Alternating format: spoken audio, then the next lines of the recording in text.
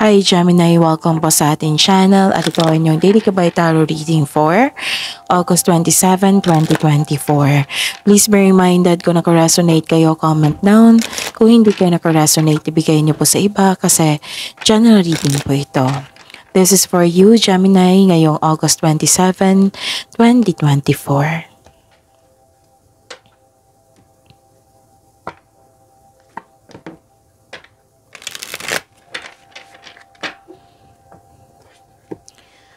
Maraming salamat po sa inyong patuloy na suporta at maraming salamat din po sa mga hindi nag-skip ng ads.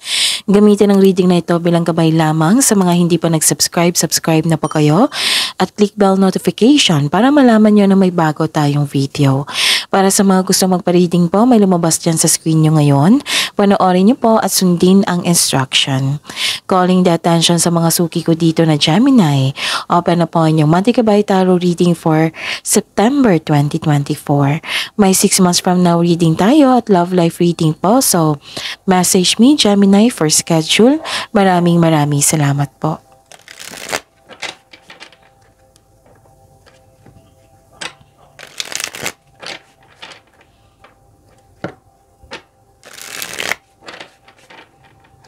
Para po ito sa inyo Gemini ngayong August 27, 2024. Spirits Guide, mga ganap po para kay Gemini ngayong August 27, 2024. I need 3 cards po.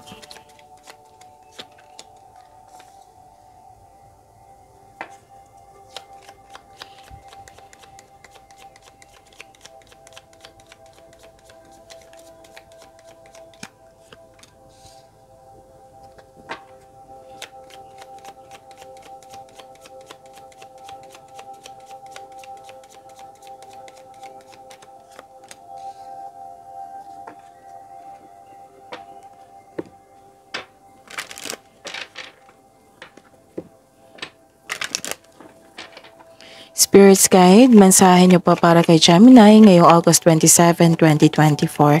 I need 2 cards po.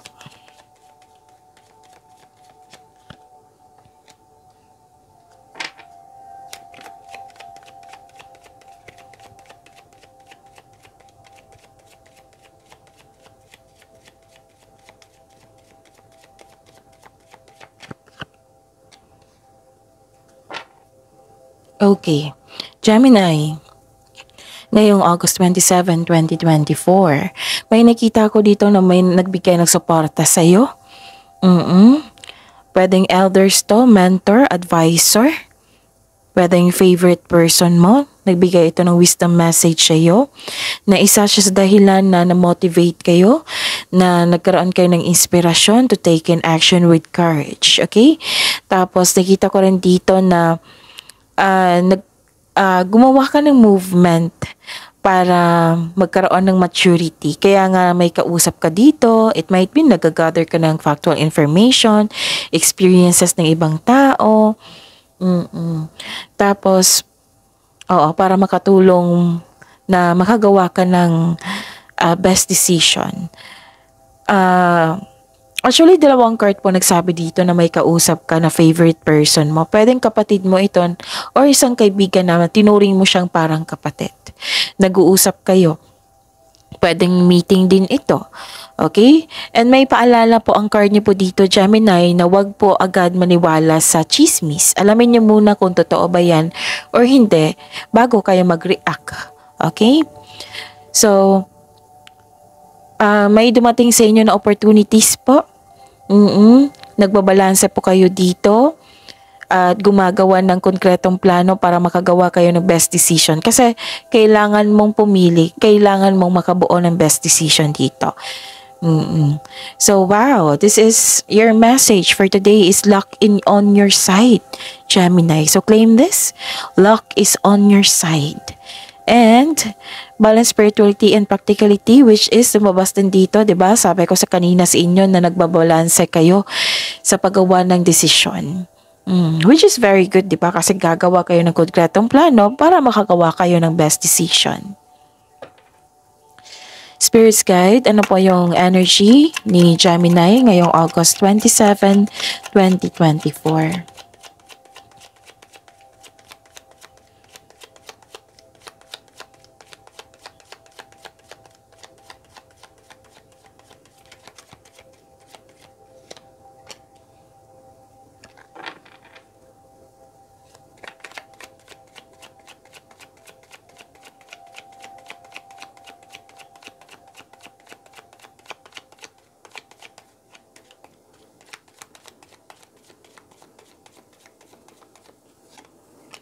This is a daily reminder. Panoorin niyo po yung last 4 days Gabay Tarot reading.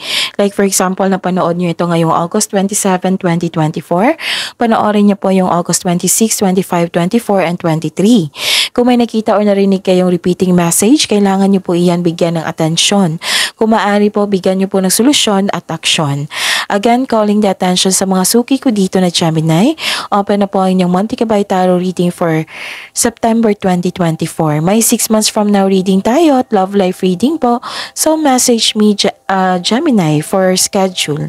Maraming salamat po. What is your energy? Ngayong August 27, 2024, Gemini. Okay. May nakita ko ditong expansion and growth. So this is a clarification of your card here na naging handa ka bumubuo ka ng diskarte. Kaya nga marami kang nilapitan na mga taong may experience na sa buhay. Para magkaroon kayo ng expansion and growth. Para magbalanse. Nakita ko rin dito ang collaboration po. Actually, ang ganda nito. Kasi makikita mo na mga bunga na yung pagsisikap.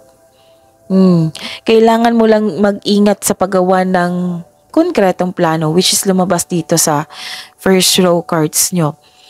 Kung may plano ka na, so this is the 3 cards, 3 cards na po, na nagsabi dito na yung plano mo, gagawan mo talaga ng aksyon ngayon.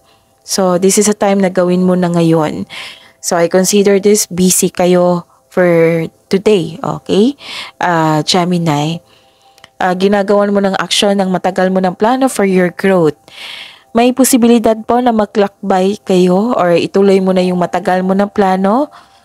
Like for example, matagal mo ng plano mag-abroad para doon ka na magtrabaho. Para doon ka na magkaroon ng new journey. Okay. Ano pa? May nakita talaga akong travel dito or paglilipat ng bagay. Pwedeng ganyan paglilipat ng bagay, paggawa ng aksyon. Yung plano mo, i-go mo na. Like for example, pagpaplano mo pag-abroad, so i-go mo na siya. Okay? At habaan niyo po daw ang pasensya na ito. Habaan niyo po ang pasensya kasi nakikita ko kasi dito, naggagawa ka ng action, gusto mo nang tuloy-tuloy. Pero may nakita ko ditong delay sa travel, delay delay sa plano, delay sa paglipat, ganon. Delay sa paglipat sa ibang lokasyon. May nakita ko dito. Kaya nga, ang ask ng card niyo po dito na habaan ang pasensya. Tapos may naalala din kayo sa nakaraan. Kung pwede po daw na i-process mo yan, let go mo po daw yung nakaraan. And live in the present para sa future. Okay?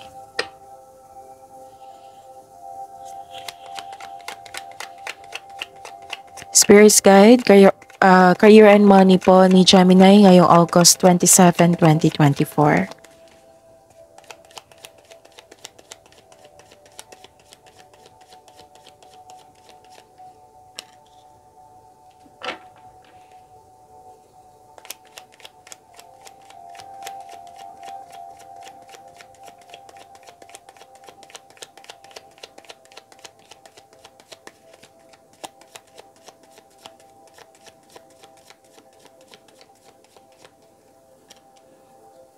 Okay, this is your career and money.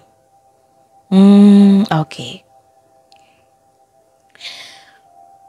Nakikita ko dito na nagkaroon pa ng paninindigan.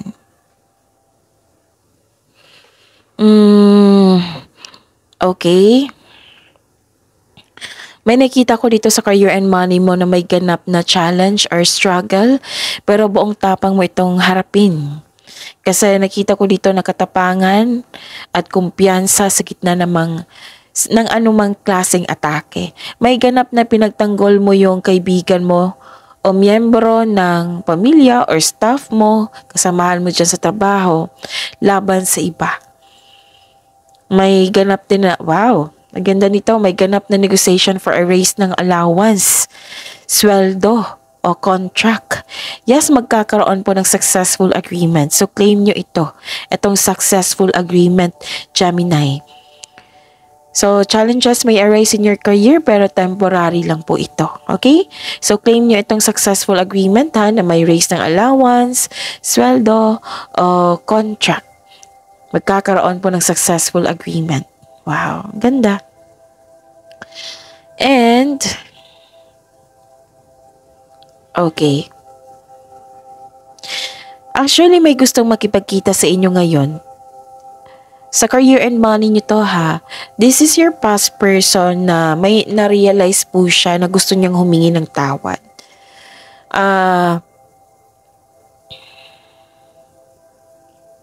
Okay.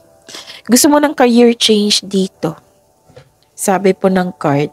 Kaya nga nag-iisip kayo for expansion and growth kasi gusto mo nang magkaroon ng pag-level up. Pwede din career change ito. Okay? Ang sabi po ng card dito, there is something better for you kaya huwag kayong ma-disappoint kung pwede po daw, sabi po ng card. And tama po yung ginawa mo dito na gagawa kayo ng paraan for your expansion and growth. Pagbalanse lang po daw, pagiging practical. Sabi po ng card. So may maghihingi ng sorry sa'yo, Gemini.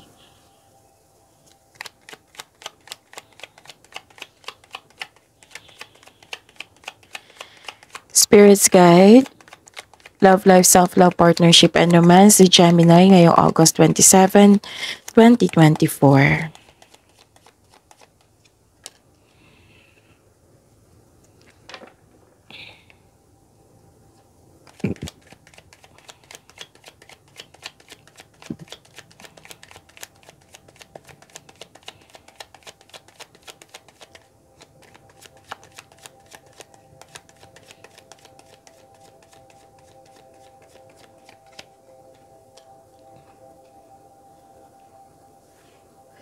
Maraming salamat po sa patuloy na tiwala at suporta sa ating channel at maraming salamat din po sa mga hindi nag-skip ng ads.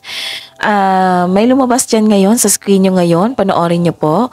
Kung gusto nyo po iyan, then follow instruction. Okay. So this is your love life, self-love, partnership, and romance. Okay. Actually, may tagumpay po. May success. May victory ako nakikita dito. Pero wala kang time para i-celebrate ito. It might be pagod ka, busy ka, kasi dito pa lang busy kayo. Oo. So, ang sabi po ng card, kung pagod po daw kayo, magpahinga. Okay? Tapos, pagkabukas, celebrate nyo. Kasi this is positive energy para tuloy-tuloy yung pasok ng blessings. So, this card asks you to find joy that exists right now.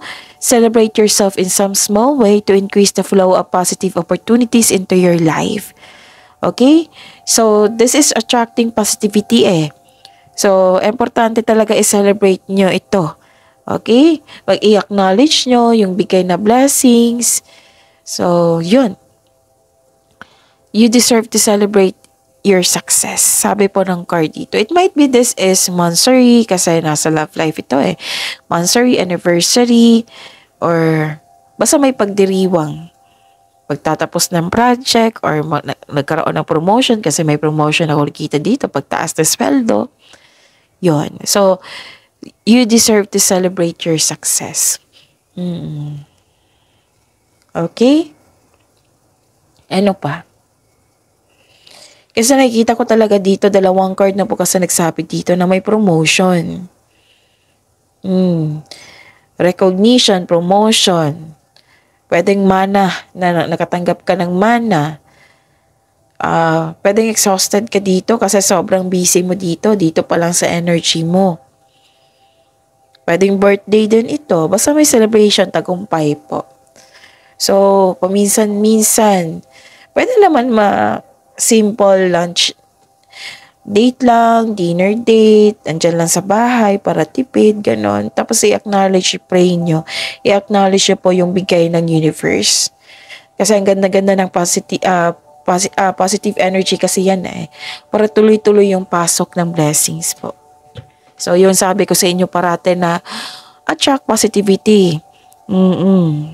Pero kung pagod talaga kayo, pahinga muna. Okay? Ano ba? I see.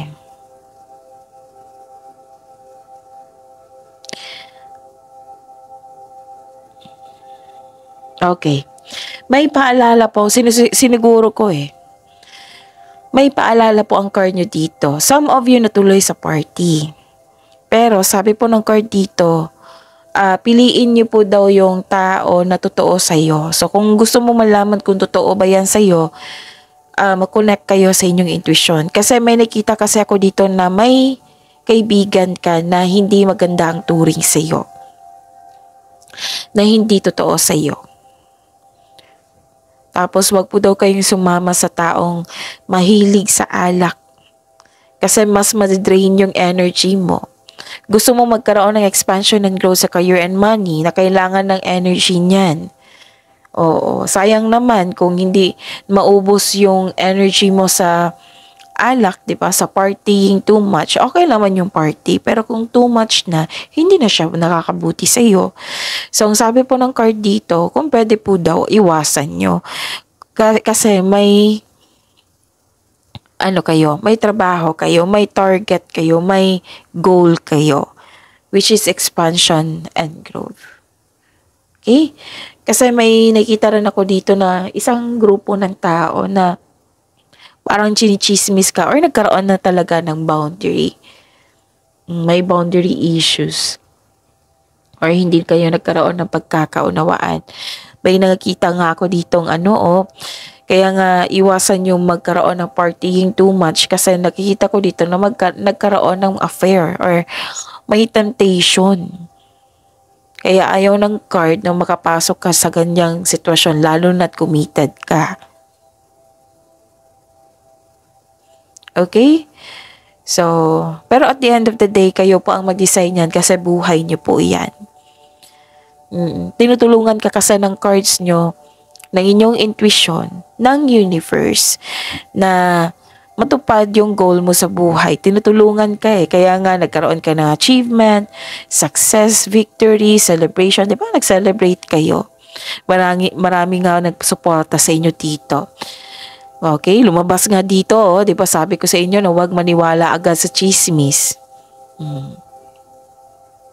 Pwede din itong affair na ito is concern mo sa isang tao na hindi kayo. Pwede din kayo ito.